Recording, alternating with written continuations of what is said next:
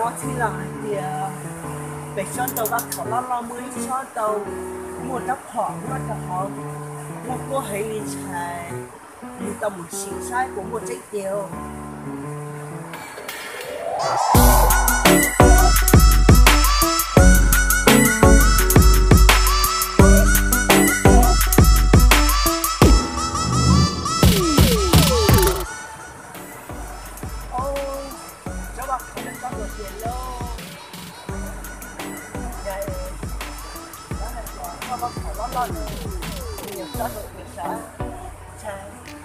Tao xịn sai của một trái tiêu. Ôi dồi, đi chơi dù cần gì mùa xưa. Ôi, cháu chẳng về tao vô.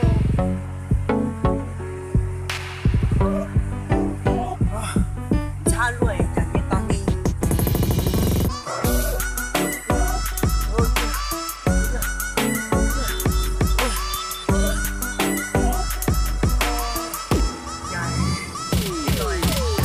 Tao bảo rồi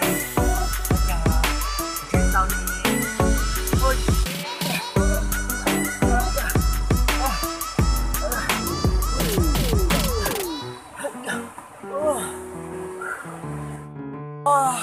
Xe tao bảo rồi cho nhớ khó tiêu nè. Sát thao đi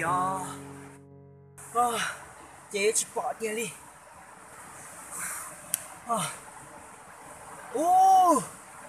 Việt Nam nổi tiền đó, nhưng nó lại tiêu, rồi nó mà, dù chữ tàu chấp họ nhiều họ cứ, một hình hồ xí lô,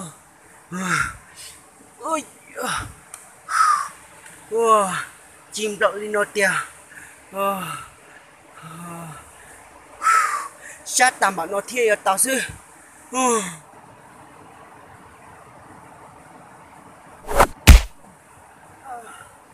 Tao các họ đi mua lại tiêu.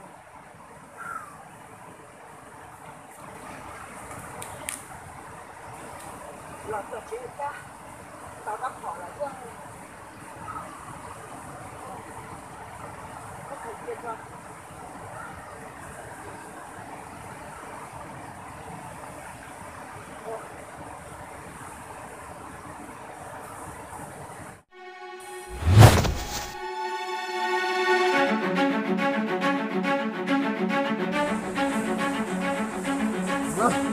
Ngoài kia, một chiếc mô nhân tập đắp hỏi lần đúng rồi, nó sủ mù danh của tao rồi.